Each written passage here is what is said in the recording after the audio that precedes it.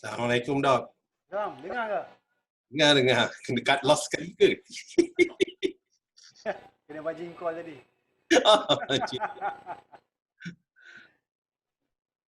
Ni lagu yang saya buka dengar? Tak dengar lah, Dok. Ha, tak dengar? Tak dengar. Oh, dia tak dengar Sekejap. Saya ada soalan, Dok, yang pasal 8 tu tadi. Okey. Soalan apa? Okey, sekejap Okey.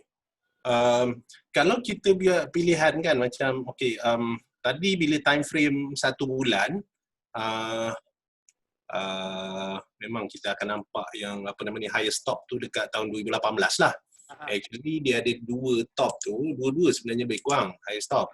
Tapi tu kalau kita ambil 1 bulan dan kita akan nampak yang tu. Kalau kita ambil view per day dan kita display macam 1 tahun lah, kita tak akan nampak that highest top dekat 2018 tu.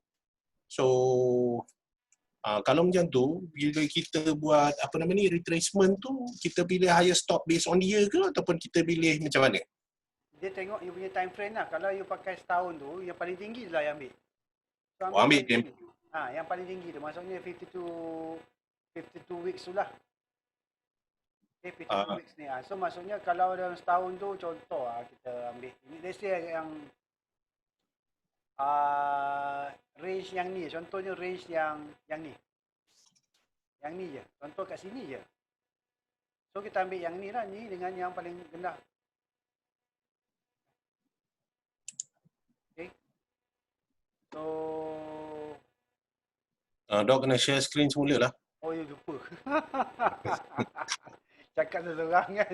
Cakap lepas tu tunjuk-tunjuk tapi tak ada. Apa, pelan-pelan. Alright.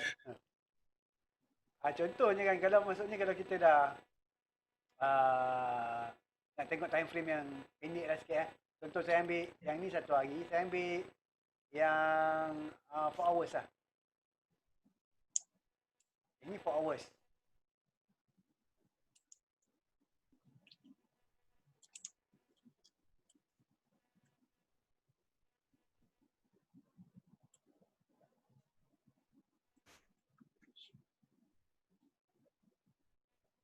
Nampak juga kalau 4 hours nampak juga.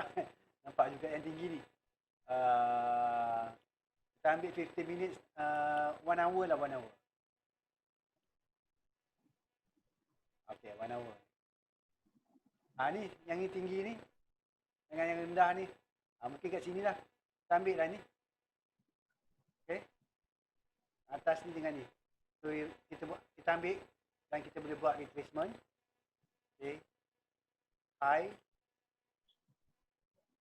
Ini enhancement, sorry.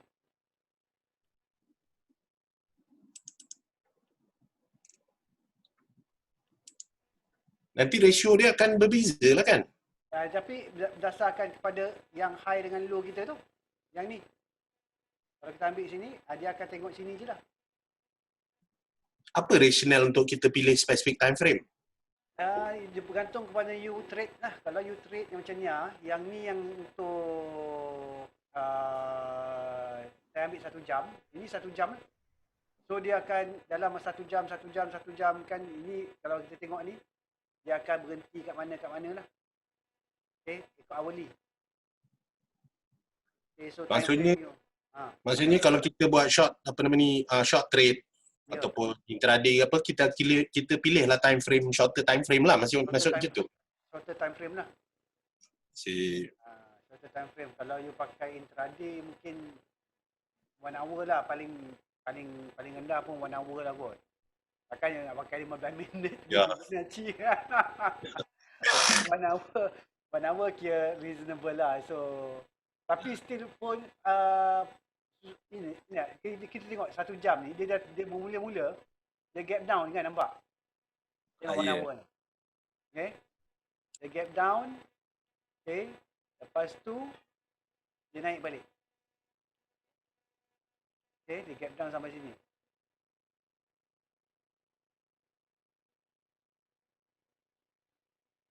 So dia naik dekat lebih daripada 61%. So kalau kita nak ambil sini pun boleh jugalah.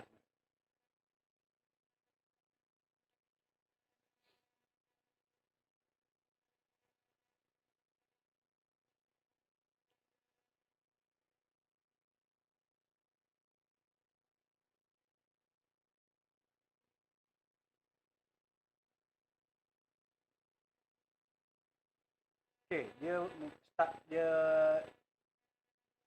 turun sampai 70%, lepas tu terus gap down sampai 50% level, lepas tu dia naik balik 61% dan terus sampai ke ni. So yang ni dia akan ada resistance dah nanti 78% ni, ataupun dia turun balik ke bawah. Sebab kita rasa dia akan buat correction kan. Inilah trend line dia. Kalau dia correction pun dia mestilah berada di atas daripada trend line ini yang kita dah lukis. Okay, supaya dia tak turun lah. Kalau dia turun maksudnya dia habislah trend yang naik sebelum ni. Okay, ini saya tengok short term je ni. Okay, kalau yang orang yang tengok yang saya buat lukisan ni, ini ialah berdasarkan correction. Okay, itu elliott wave. Okay, correction elliott wave. So dia ada 3 bentuk. Okay, tapi correction ni ialah ABC. Okay, dia 1, 2, 3, 4, 5, lepas tu ada ABC. Jadi yang ni kalau jangka panjang sikit lah kita tengok. Tapi yang kita tengok sekarang ni ialah jangka pendek, short term lah. Untuk trader boleh tengok short term je kot. Kita bukannya long term investor kan. So kita tengok short term, dan kalau tukar balik kepada one day, jadi macam tu lah. Okay, yang kita tarik tadi tu. Tapi kalau you nak tarik daripada atas ni, contoh ni yang ni lah. Sebab ini saya tarik dari sini kan. You nak tarik ni. Ada setengah tu, dia tarik, dia panggil Fibo Musang. Fibo Musang tu maksudnya satu candle dia tarik. Fibo untuk satu candle. Okey, macam mana dia panggil tu? Fibo satu candle tu. Ini selalunya untuk yang short term trader lah. Ini saya pernah tengok yang dia buat. Especially bila dia buat Morobuzu. Macam ni, candle Morobuzu ni kan. So candle Morobuzu ni dia buat Fibo daripada satu candle ni. Atas sampai bawah.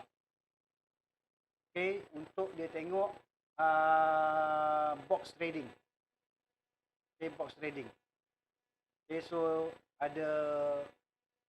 satu candle ni dia buat ni contoh ni candle ni.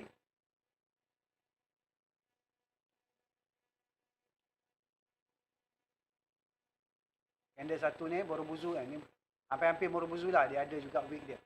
So dia buat Fibo retracement untuk daripada candle ni.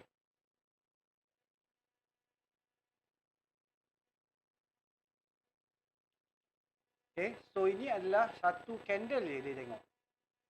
So bila candle tu seterusnya pecah box ni lah. Ni panggil box, satu box ni, box trading ni. So maksudnya harga akan naik lah. Okay, harga akan naik. Tapi kalau dia turun ke bawah 50%, selalunya 50% ni, okay, maksudnya tak cantik. Tapi yang ni dah jatuh dari bawah 50% sampai 23%. Yang next candle ni. Tapi the next candle dia naik balik. Okay. Tapi kalau yang mana yang nak trade, dia selalunya tengok Fibo Musang ni. Fibo Musang. Dia panggil. Saya pun tak tahu kenapa dia panggil Fibo Musang. Kan saya pun ikut je lah ni kan. Ini ada orang yang cakap ni. Tapi berdasarkan satu candle untuk tengok sama ada dia boleh entry atau tak boleh entry. Saya berdasarkan ni. Okay, kalau selagi dia atas 50% dia boleh entry. Kan? Tapi kalau dia atas box tu, maksudnya dia atas daripada yang ni, satu ni, tu lagi boleh lah. Sebab dia maksudnya dia ada momentum, dia ada power. Kan? So box trading ni you akan beli kalau dia dah break the box kan. So dululah T4, sekarang ni dah tak boleh pakai dah T4. T4 strategi tak boleh pakai, dah panggil T3 lah. Okay, sebab kita T2, so T3 lah kita nak masuk pun. Okay, T3. Okay, alright. So ini adalah untuk Fibonacci. Okay, ada soalan tak? Saya nak buka dulu soalan. So, belum saya ada juga yang tanya ni pasal pivot support resistance. Ini Fibonacci ni kita guna untuk support resistance. Kat mana dia nak support resistance dia tu adalah berdasarkan Fibonacci. Maksudnya sampai 161 selalunya harga akan patah balik. Sebab dia dah jumpa target dia. Dah jumpa TP. Sebab tu dia patah balik. Sebab orang pun TP kat situ. Ramai orang TP kat situ. Okay, ramai orang nak jual kat situ. Sebab tu harga dia turun balik anunya.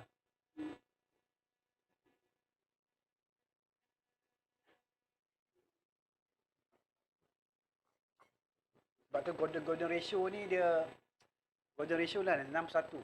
61 adalah golden ratio. Alright. So ada soalan tak? Ada lagi satu soalan ialah tentang pivot. Okay, pivot. Dalam buku saya ada tulis pasal pivot. Iman tolong ambilkan buku yang merah. Support resistance. Sokongan dan rintangan. Sokongan dan rintangan. Sokongan pejuang saham. Sokongan dan rintangan. Okay. So, saya ada cerita tentang pivot. Pivot ni adalah satu kaedah matematik. Okay, matematik. Senang je sebenarnya pivot ni. Pivot ni kita ambil OHLC tu. Okay, opening, high, low and also closing kan. So OHLC kan. Candle. Okay, candle. Okay, opening, high, low and close. Okay. Tapi dalam pengiraan pivot point ni, kita hanya ambil okay, high, low and close. Opening kita tak kira.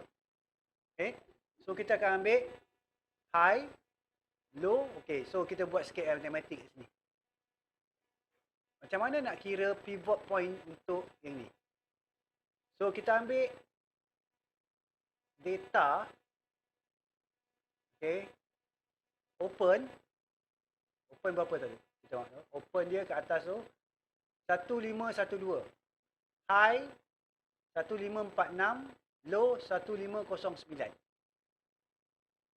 So ambil ketiga-tiga data tu tak termasuk closing tak termasuk opening. Okay. Closing ambil. Okay, kita ambil high, low and close. Okay, 1546 campur 1509 campur 1546 bahagi 3. Ambil purata dia.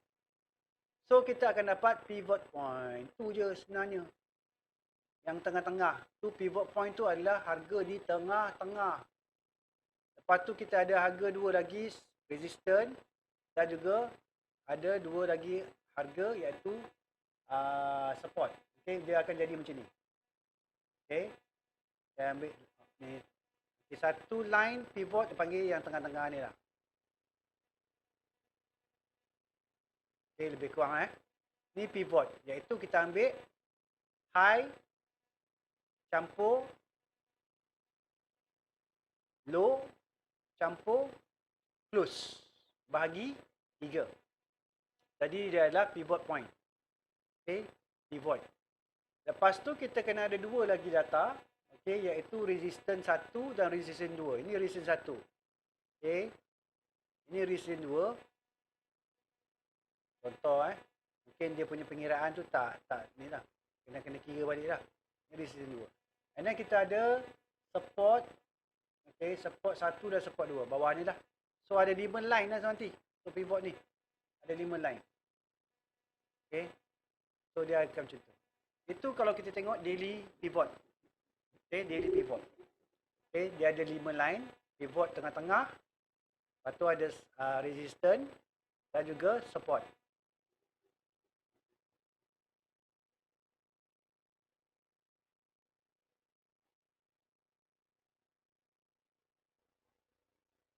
Okey, macam mana cara nak kira resistance? Ini sebenarnya you tak payah kira pun. You buat dalam platform dia keluar je kan.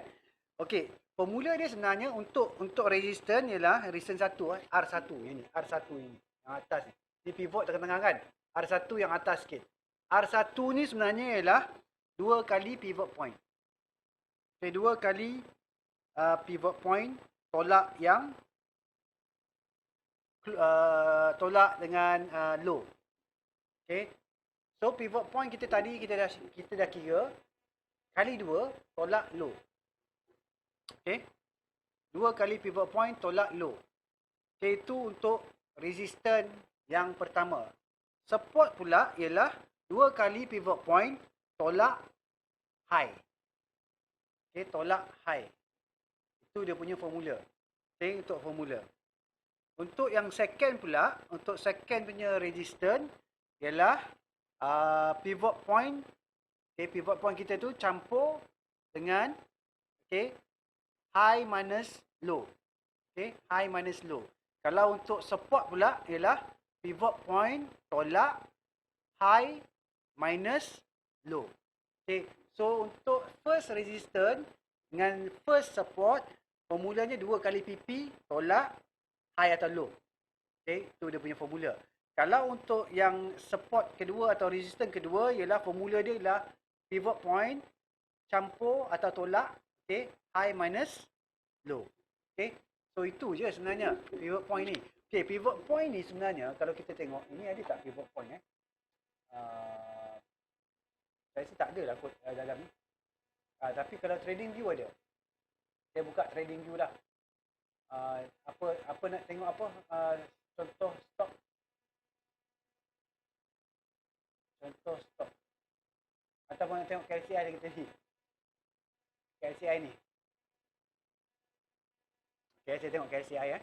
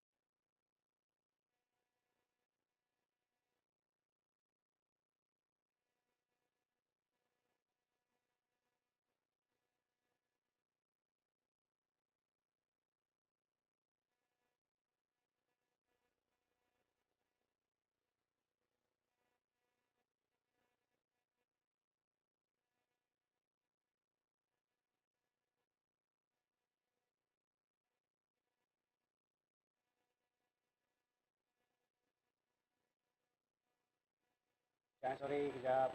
Ni nak kena ada pula ni teman.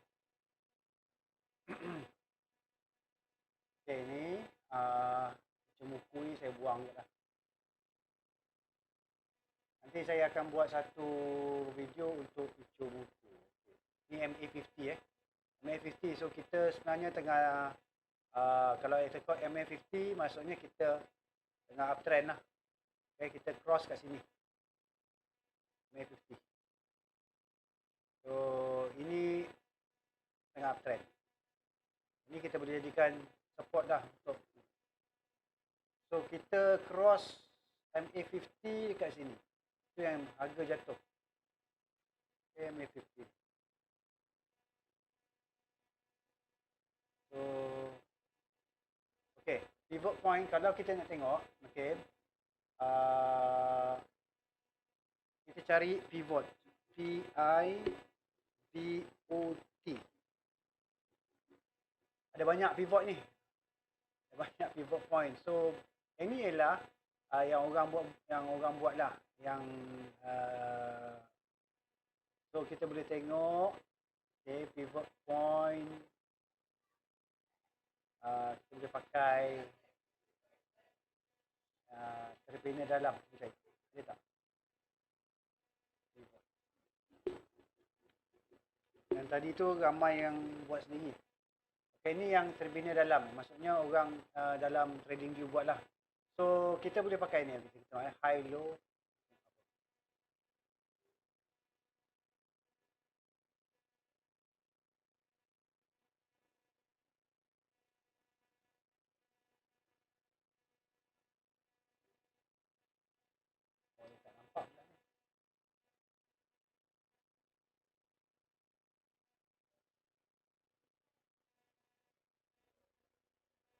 Lain.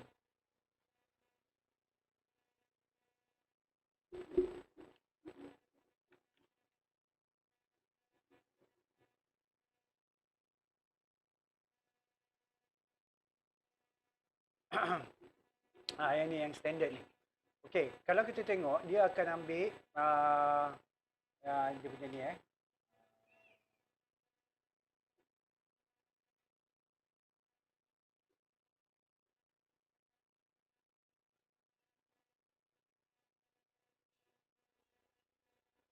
Okay, nampak tak dia punya ni? Dia ada 1 support, 2 support, 3 support, 4 support. Dia ada sampai 4 kat sini. Yang ni adalah resistance 1, 2, 3 sampai 4 juga. So, dia ada 6. Okay, calculation ni dia dah bagi you support 1, support 2, support 3, support 4 berdasarkan pivot. Okay, berdasarkan pivot yang diguna pakai ni ialah, kita tengok balik. Tetapan ni tak boleh buka tetapan ni. Dia tak kasi buka, dia tak tunjuk dengan formula dia. Tak buka. Okay. So, dalam yang ni, kita boleh pakai ni lah. So, ini adalah support dan resistance untuk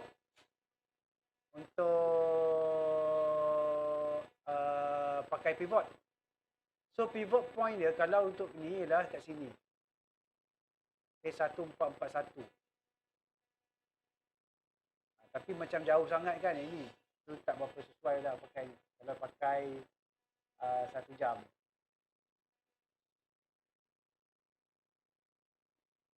Okay, akan nampak lah ni. Okay. So, pivot untuk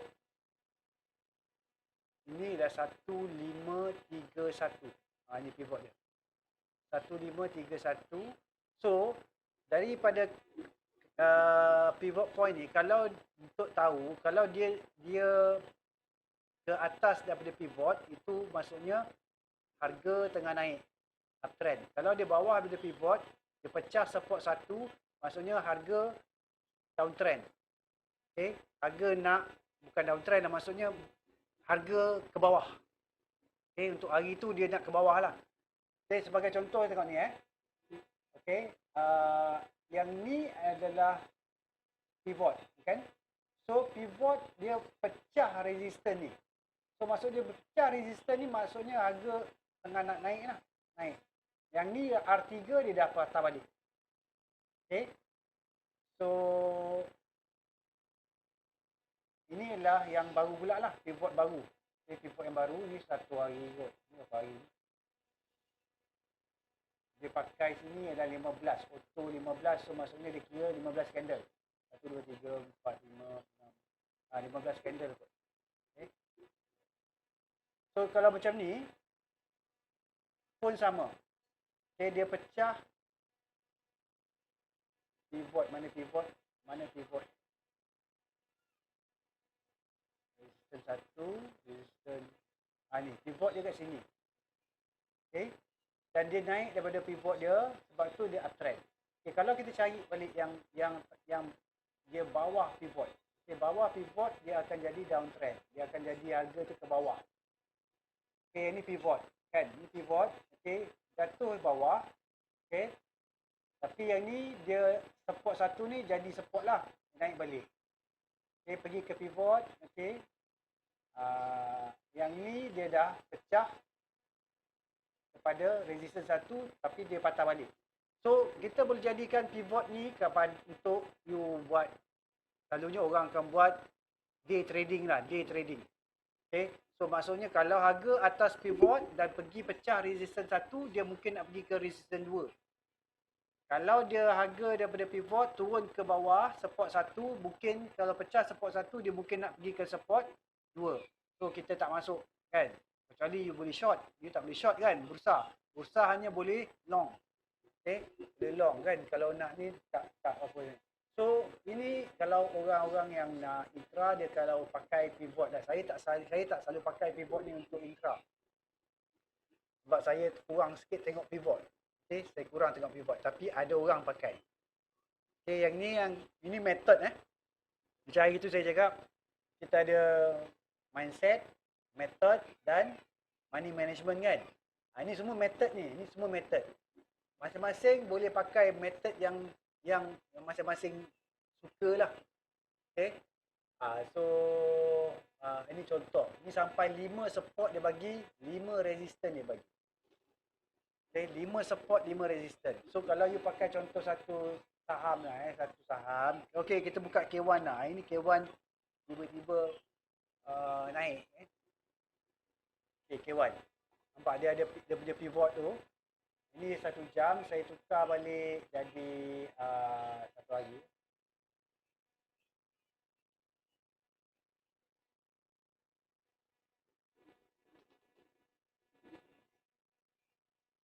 Okay, nampak dia punya support resistance. Okay.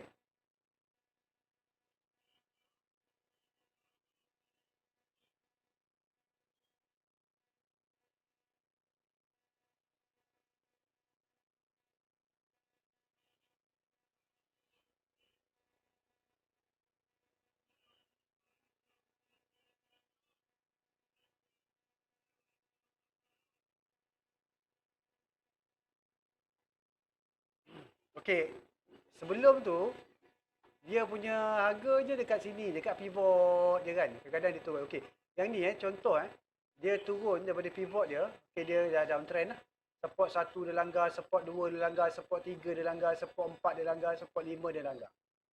Okey, hari yang seterusnya pula, pivot yang terbaru adalah yang ni. Pivot terbaru. Okey, iaitu pada harga 14 sen. Okey, pivot terbaru. Okay, sebab dikira pivot tu kita kira open, high, low, campur close, bagi 3 kan. So dapat pivot baru.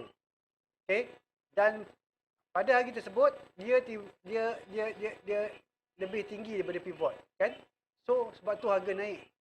Okay, yang hari yang seterusnya pula pivot dia kat sini pula. Nak naik tinggi sikit. Kan dulu kat sini. Bila kita kira untuk hari yang seterusnya pivot dia kat sini. Dan dia masih lagi di atas pivot, so maksudnya dia masih lagi tengah trending. Dia masih lagi tengah trending dan sekarang ni pivotnya yang sekarang sekarang pivotnya ialah mana? Pivot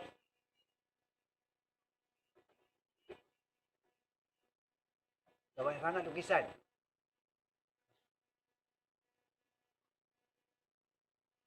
Okeylah, saya buang lah ni. Saya buang. Saya tak pakai. Apa benda dah buat. Okay. Sekarang ni pivotnya adalah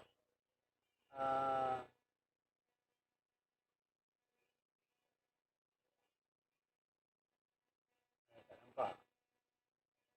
Tak nampak tak?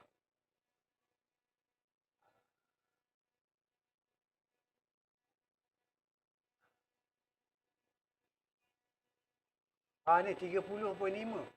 Ni pivot dia. Dia 30.5. So dia sekarang ni ke atas pivot. So dia masih lagi dalam trend menaik lah ni. Ni 30.5 pivot. Pivot 0.305. Tu support.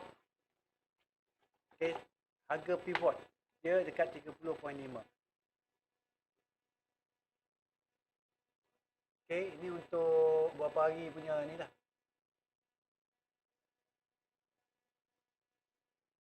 Kalau kita buka yang jangka pendek pula. Ni mana tahu yang nak tengok jangka pendek. 4 jam.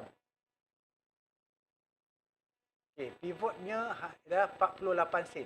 Nampak? Dia dah naik 48. Pivot. 48 sen. Okay.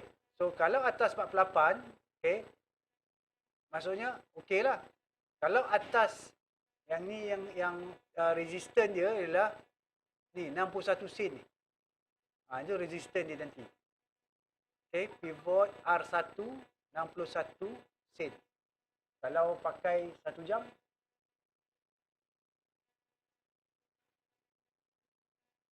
pivot dia adalah 48 juga. Okay, pivot dia ada 48. Okay, macam tadi kan dia turun sampai 39.5 kan. Kan 39.5. Okay. So betul-betul touch dekat alamak 10 minit lagi. So dia sebenarnya tadi dia dah bawah pivot dia tu.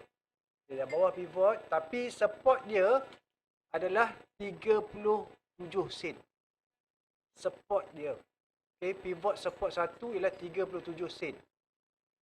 So kalau bawah 37 sen tu, tu memang dia akan terjun ke bawah lagi.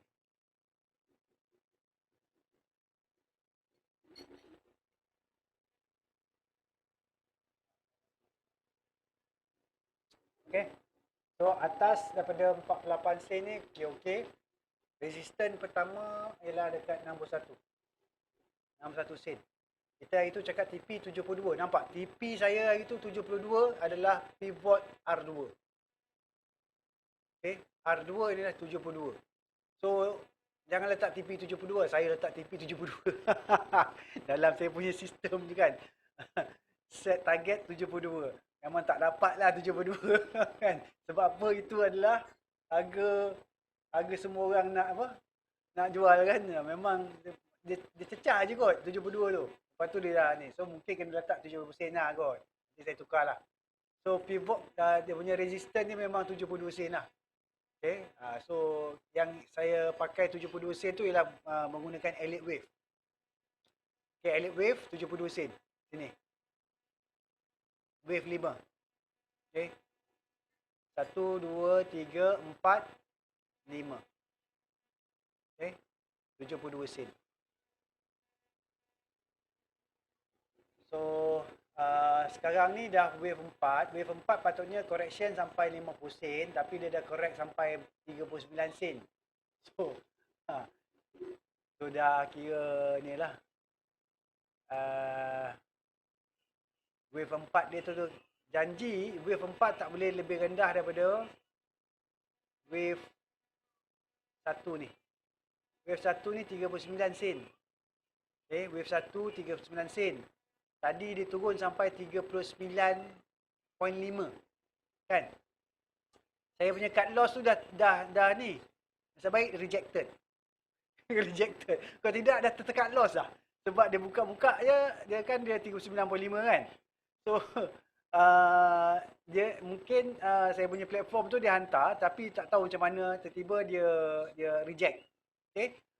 Alhamdulillah tak terkat loss. Kalau tidak memang cut loss. Sebab kita dah letak dalam sistem. Kan? Dia reject pula kan. Okeylah. Tapi bila kalau tiba-tiba kalau dia reject tadi, harga jatuh, marahlah saya. Kan? Saya dah letak cut loss 39.5, tengok reject, sekarang ni harga 20 sen, tu memang saya marah lah kan. Yang ini saya alhamdulillah. Okay, tapi tu kadang-kadang tu lah rezeki. Namanya maksudnya tak cut loss lagi. So dia tak boleh bawah daripada area 1 ni. Okay, kalau wave 4 ni correction dia boleh sampai ke bawah ni, tapi jangan bawah daripada area 1. Wave 1 ni. Okay. Tadi dia sampai 39.5. Kalau dia turun daripada 39 tu, maksudnya Elliott Wave ni dah tak valid lagi. Okay, dia tak valid. Okay, dia dah bukan Elliott Wave lah, dia jadi apa wave dah. So, yang ni masih lagi dalam Elliott Wave. So, wave 4 dia ni, dia dah jadi ke sini. So, correction dia sampai sini. Tapi sebenarnya dia dah correction dia dah correction dia, mungkin dia dah, ini dia buat correction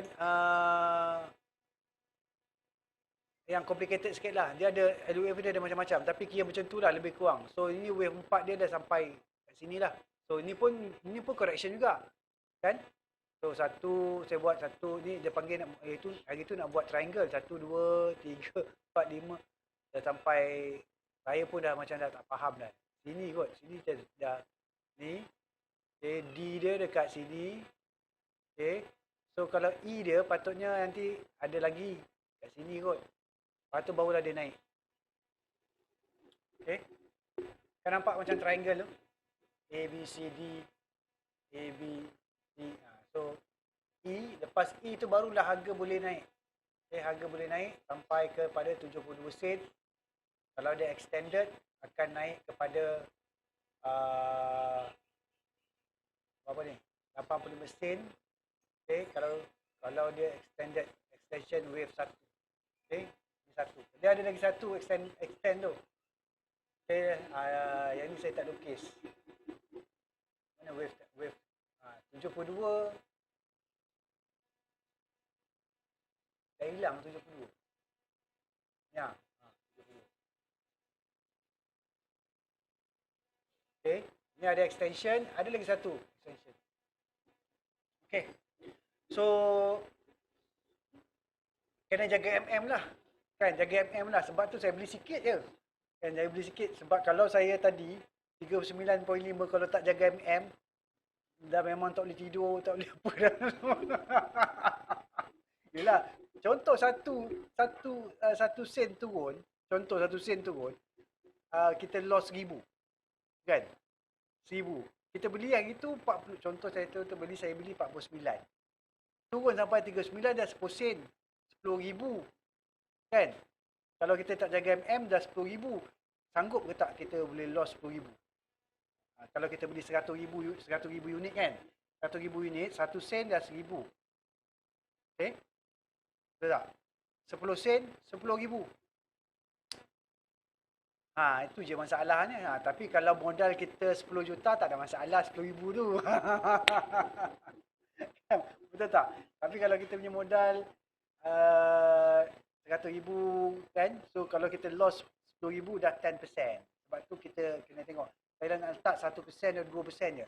Maksudnya kalau kita ada 100,000, 1% baru kita 1,000. Tu kita rasa acceptable lagi. Kan? 1%. 1,000 rugi tak apa. Sebab kita ada 99,000 rugi. Kan? 99,000. Tapi kalau kita hilang 10%, kan? Banyak tu. So, sebab tu lah. Tempat ni saya pun memang, kadang-kadang saya nak rotan juga diri saya sendiri.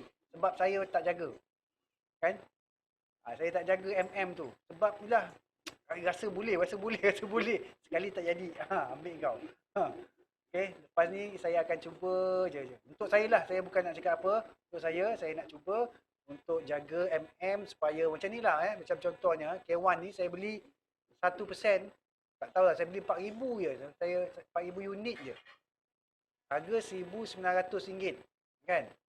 RM1,900. Jadi, dia turun sampai 39 pun saya relax. Dia tak ada masalah. Sebab dia punya risikonya hanya RM200 ke apa RM100 je. Untuk saya hilang. Jadi masih lagi dalam saya punya, okey lah. Kalau setakat 200 kan. Kan, RM200 kita pergi makan apa. Pergi makan hotel pun lebih kurang RM200 kan. So macam tu lah. Kita bagilah. Kalau kat bursa pun, kita bagilah bursa maksudnya. So kita rasa okey lah sikit kan. Sebab tu boleh hold. Jadi sekarang ni hold je lah. Kalau dia naik 72, dapat dah 1,000. Macam tu. Kalau dia turun daripada 395, rugi dah 400 kot sangat saya. 400 ke apa saya punya calculation hari tu. Saya duduk buat. Okay. So sebab saya ambil dia punya. Tapi hari tu kalau saya letak cut loss saya beli 49 Saya letak cut loss 48. Memang dah kena. Betul tak? Tapi saya beli besar. Saya boleh beli besar unit dia. Kan? Saya boleh beli besar unit dia.